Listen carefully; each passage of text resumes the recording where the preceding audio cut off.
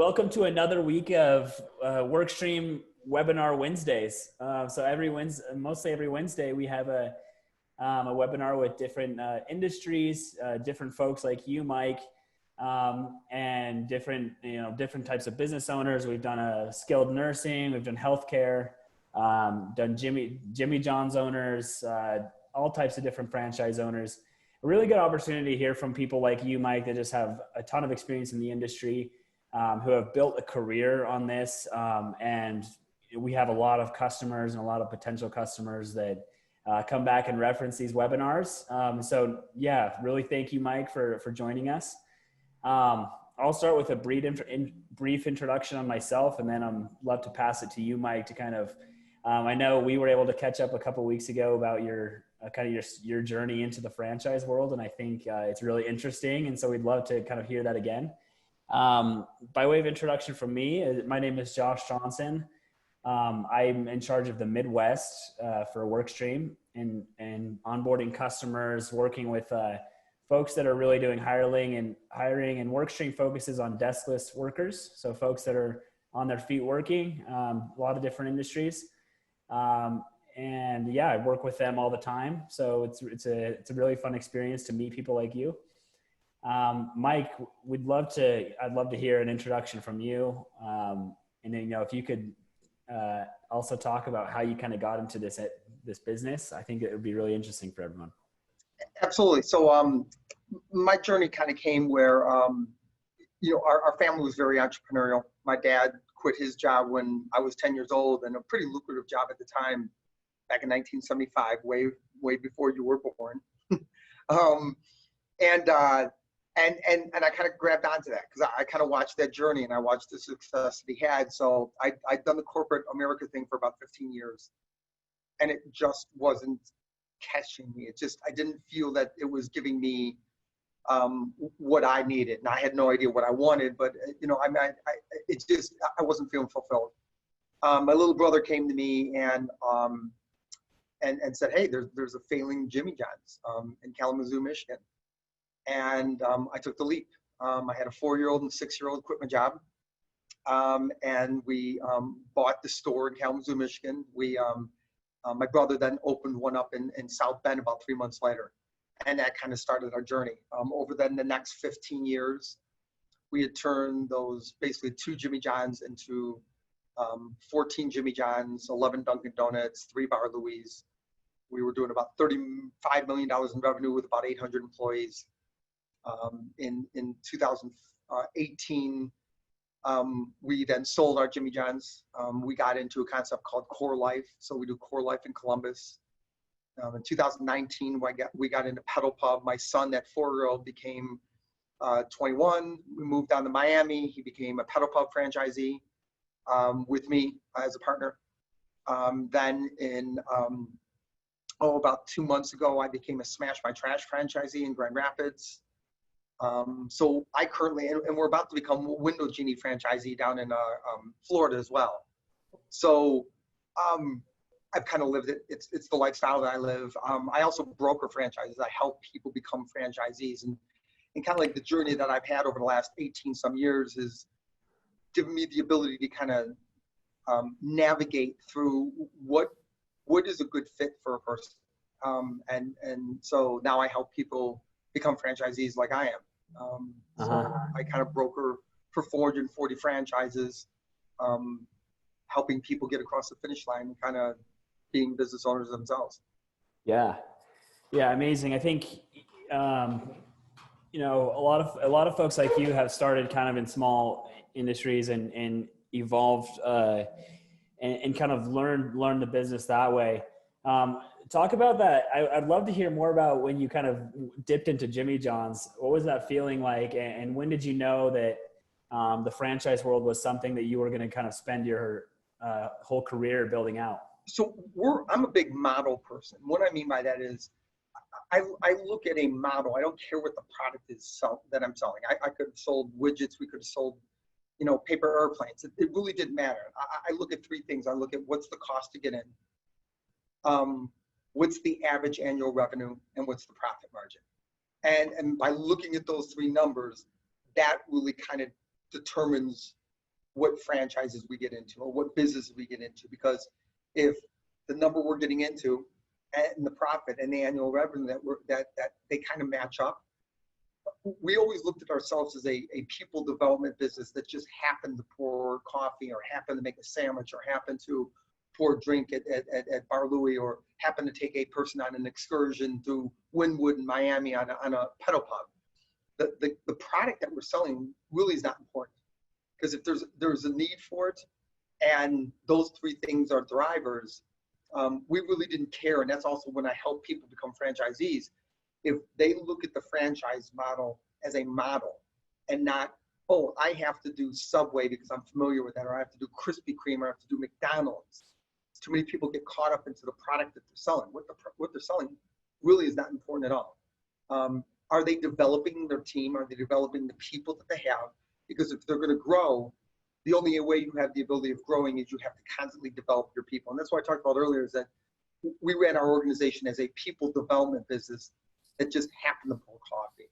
Yeah. In fact, today, most of my partners today started out as delivery drivers at Jimmy John's. We didn't care where they came from, to judge a person based on a piece of paper that has a bunch of letters on it and says that you have a degree, or you went to this school, or you were captain of the swim team, or you're the homecoming king. That gives absolutely no, there's no correlation between that and success.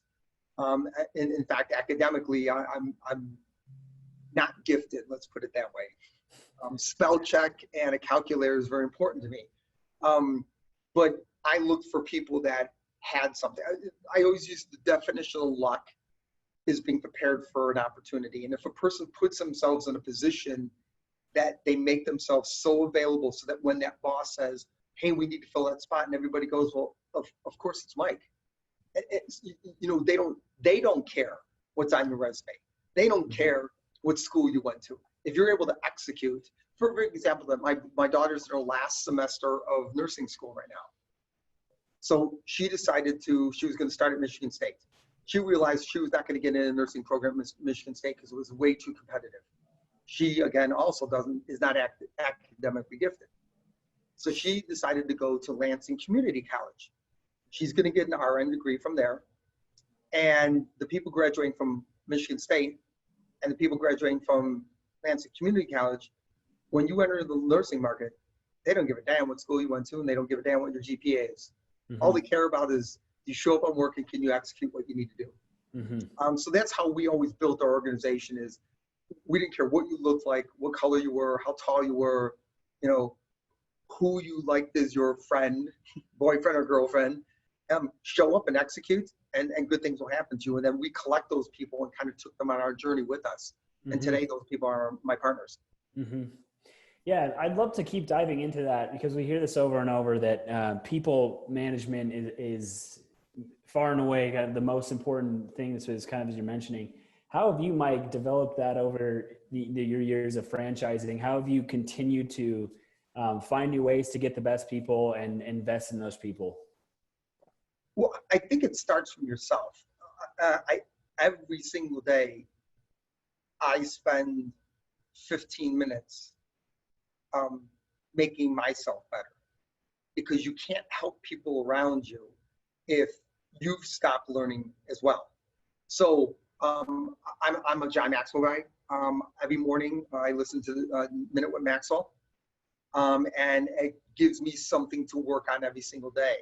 And then I transfer that. So all of our teams with all of our organizations, once a week, we get together, the key people, and we do a roundtable with the Minute with Maxwell from that previous week.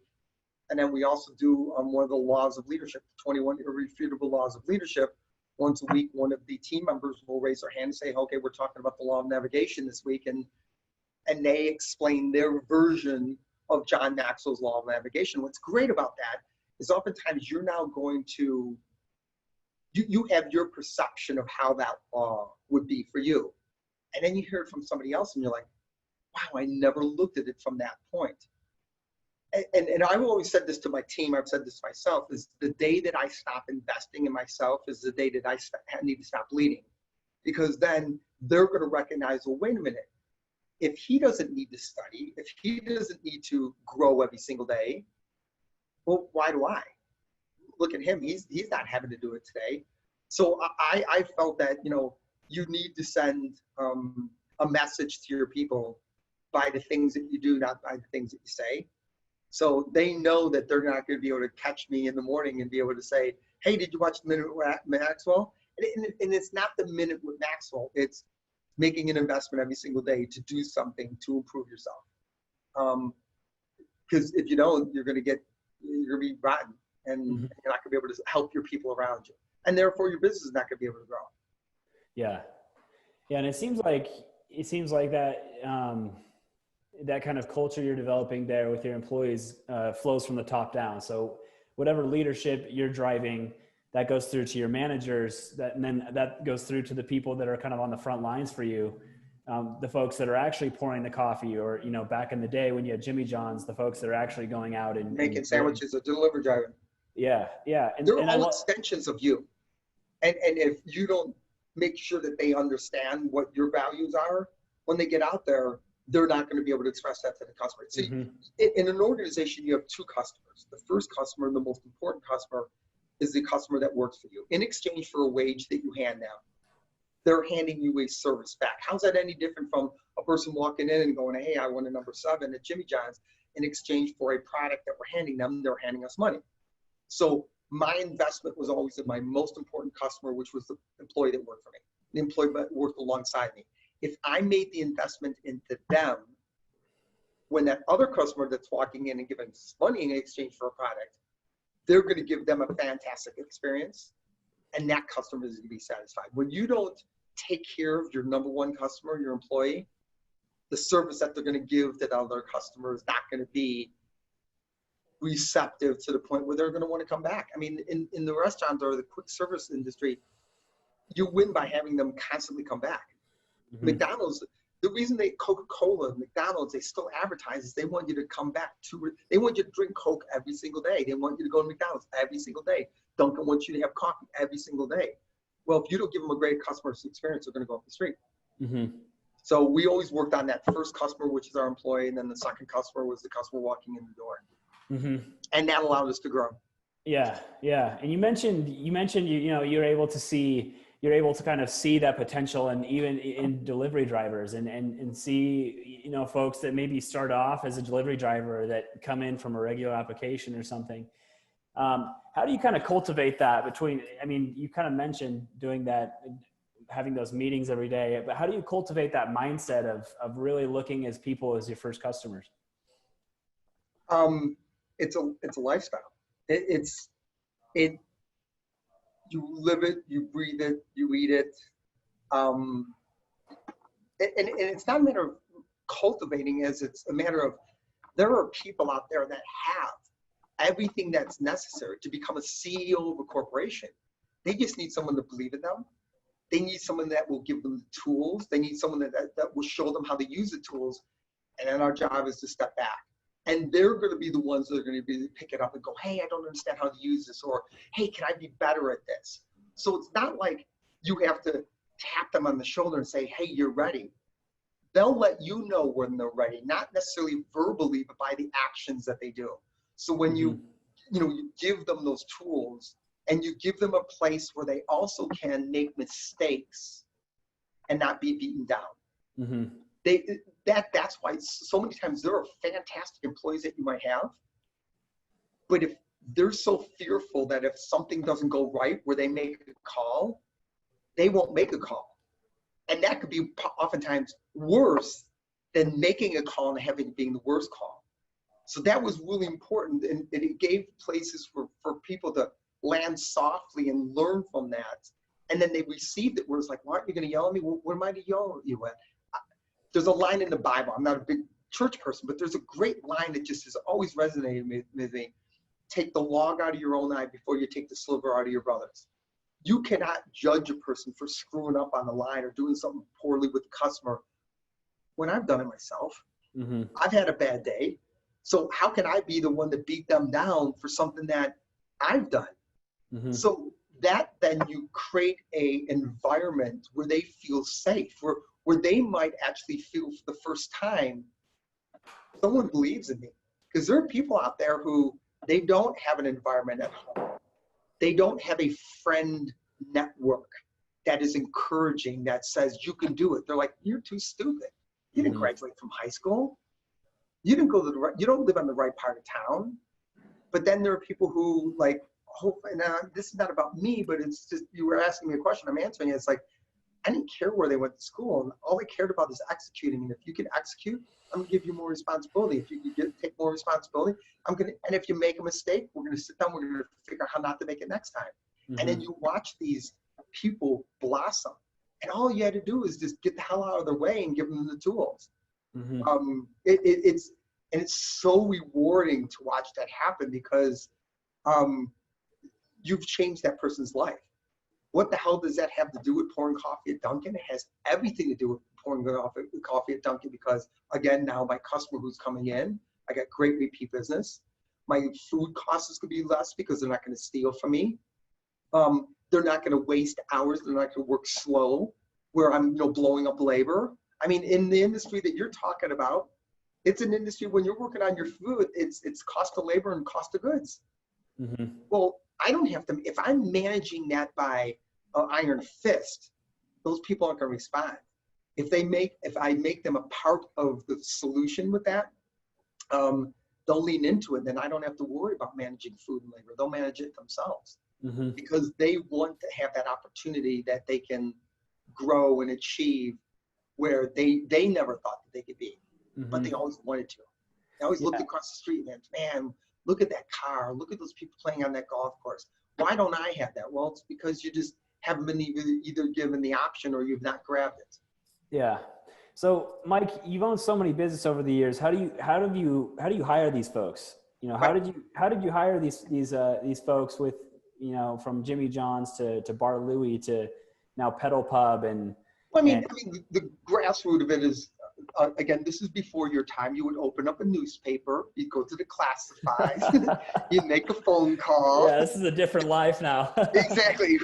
We used to do that before there was the internet, okay? We didn't have cell phones, It was very different. Obviously, it's changed for me because that's the way that you attracted your employees.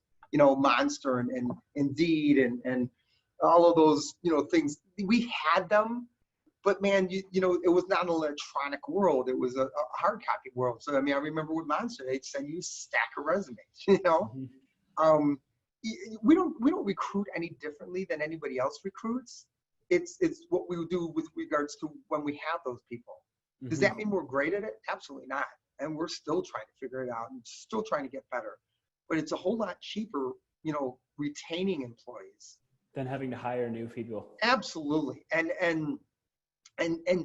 they won't leave you for an extra quarter across the street because they're getting an extra quarter across the street, because they realize if they're treated with respect, they're going to come back.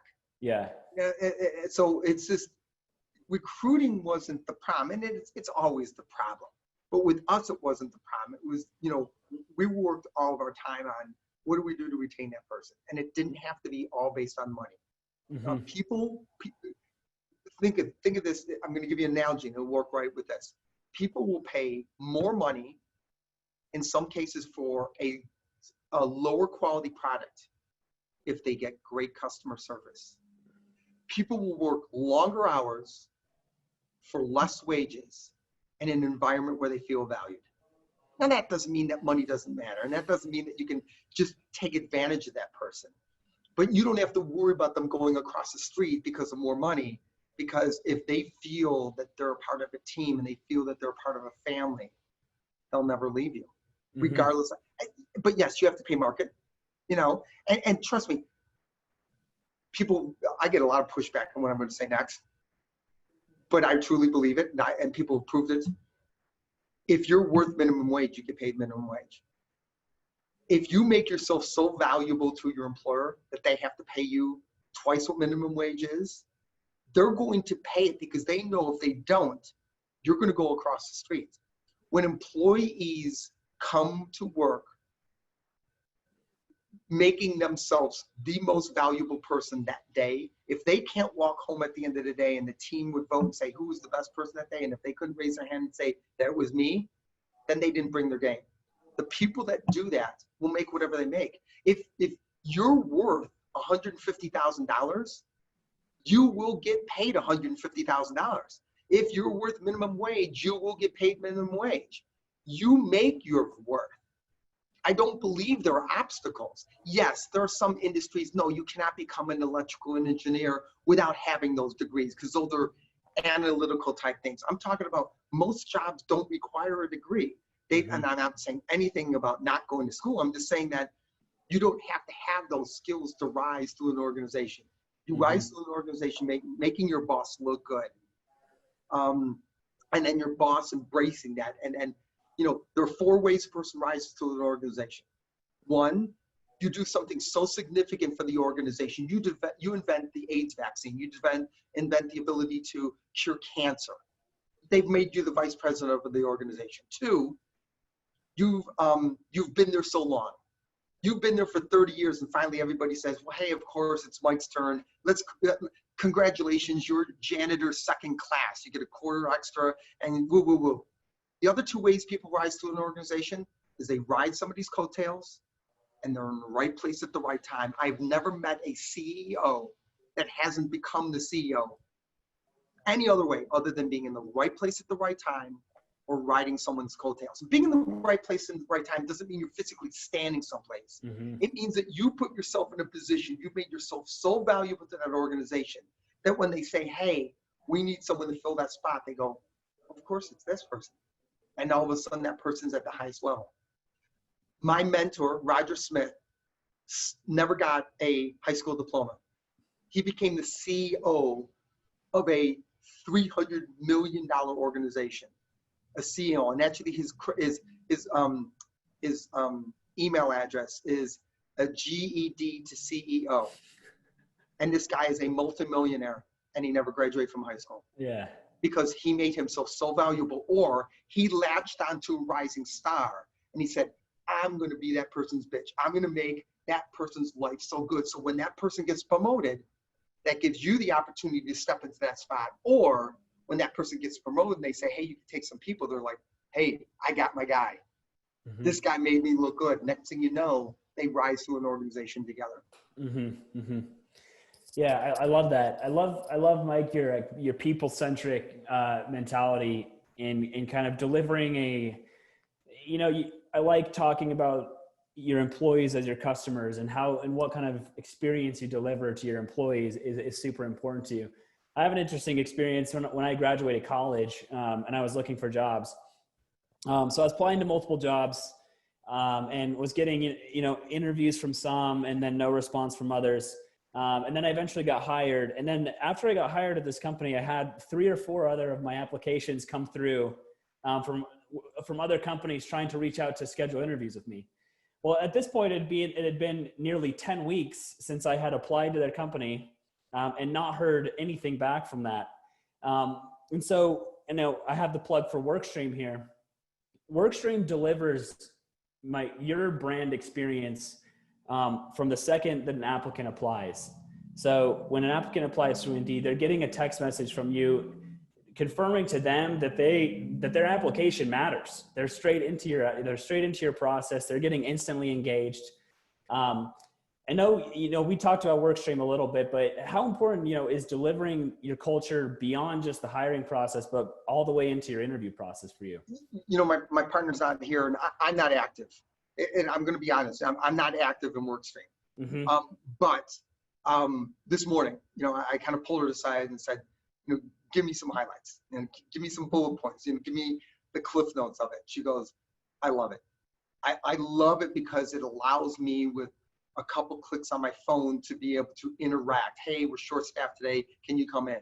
And boom, it shows up as as an interaction, where before it would be grab the phone. Joe, go grab the phone list. Let's go down and see who we can call to find out how to do it. Those efficiencies have allowed, especially in our industry. Our industry is a industry that's a little more transient with regards to the employees that we have. It allows us to stay tight to them. You know, you're not going to find that at, you know, Amazon in the corporate office. You know, Workstream might not be as efficient there, but within our industry, it is. She loves it.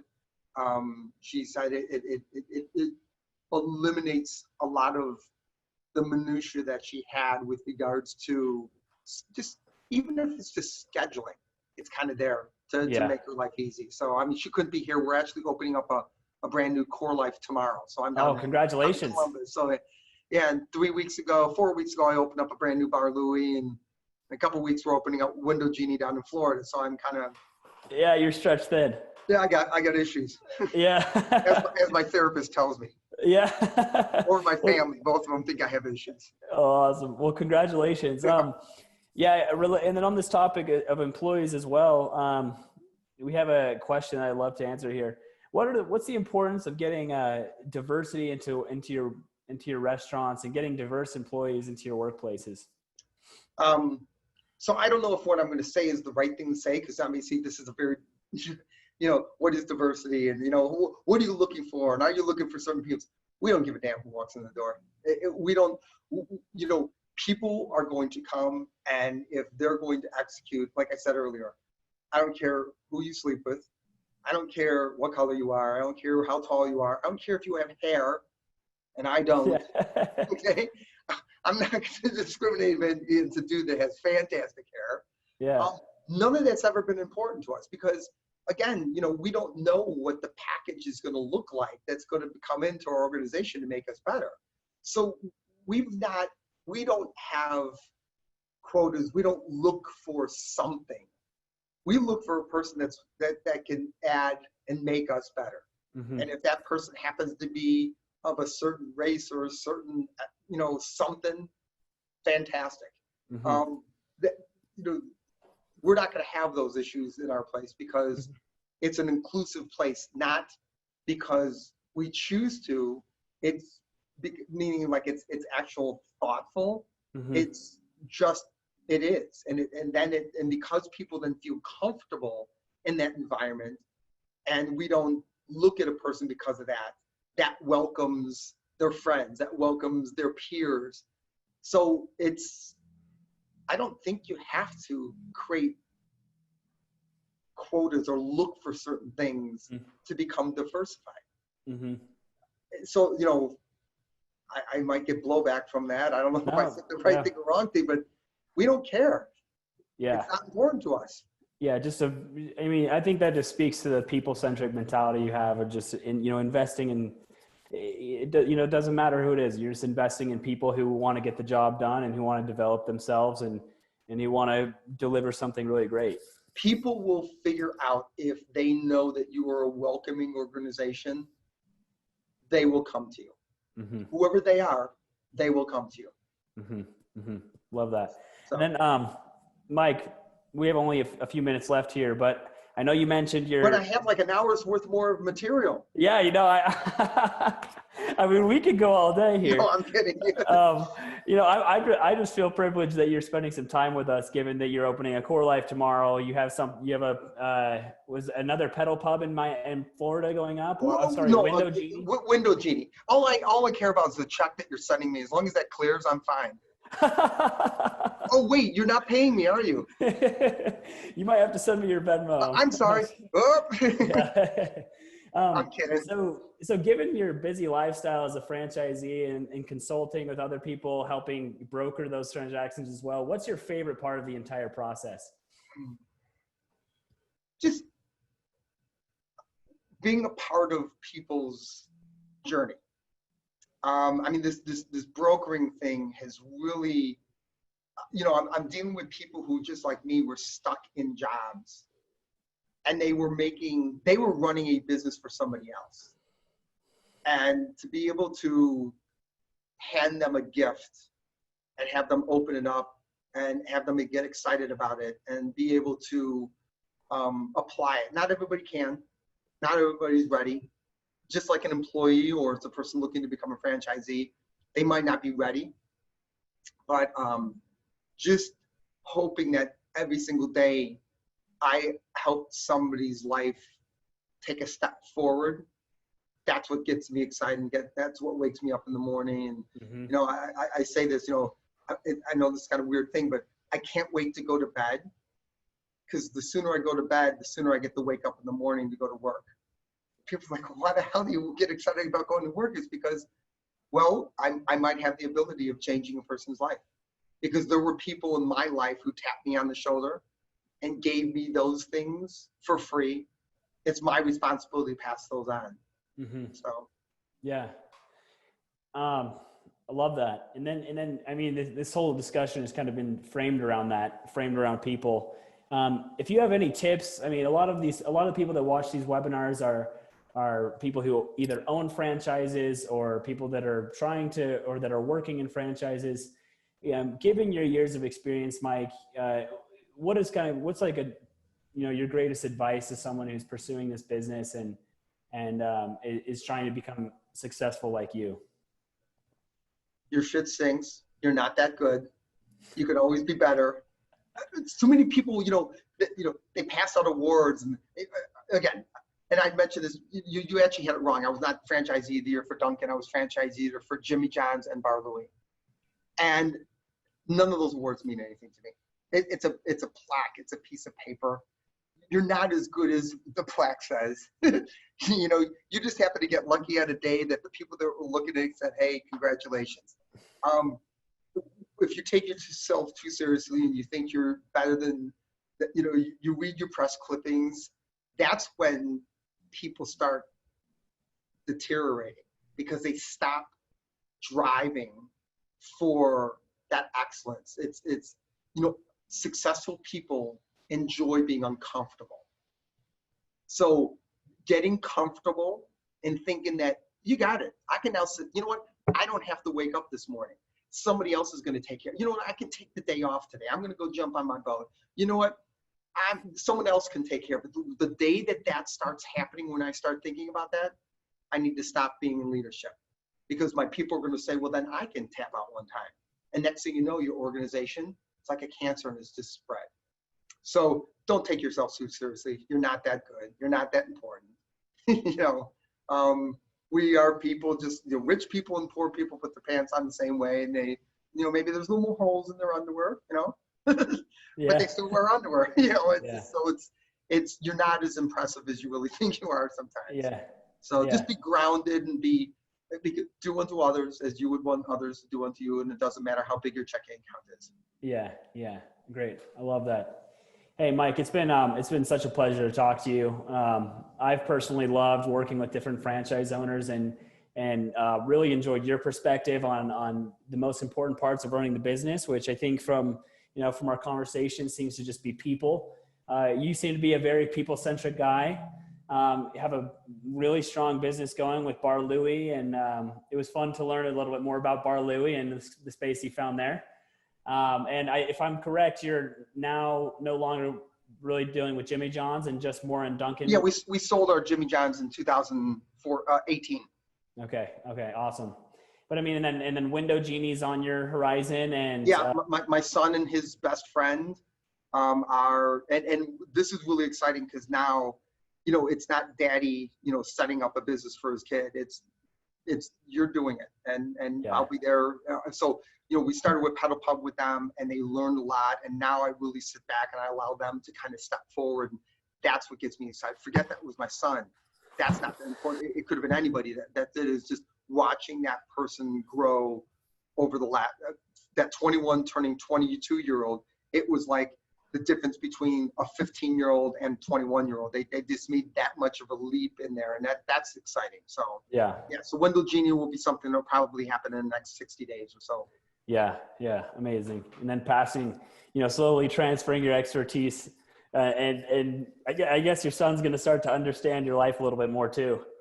Yeah, he's a little intimidated by it, but he's really grabbing onto it well. And it's exciting, because you kind of hope as a parent to be able to, and that's why I like franchising, and that's why I also like, helping other people, because it can be generational. Yeah. When you start a business, franchise or not, It's a generational thing that you're able to pass on. You can't pass on your job. Johnny Lunchbucket, who works for 30 years, and even if they move themselves all the way to a vice president of the position, when they retire, they can't sell their job. They can't pass that job on to their family. When you own your own business, when you're a franchisee, or you just open up a business, you have something that potentially can be passed on for generations. Mm-hmm.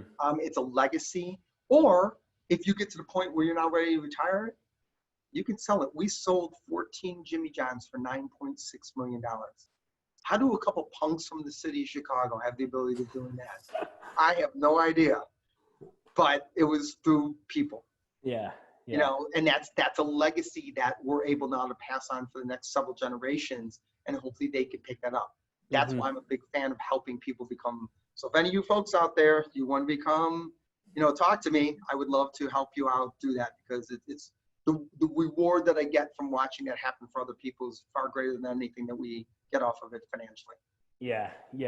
I like that. Well, Mike, hey, we're going to have your contact information here. This webinar is going to be posted on LinkedIn and publicized, and I'm super appreciative of your time here, even though you're in the midst of opening a new Core Life, Window Genie, whatever it is in Florida as well. Really appreciate your time here. And you know, thanks for carving out a few minutes to share some wisdom. Absolutely. Have a fantastic day. Yeah. Thanks, Mike. See you later. Take care.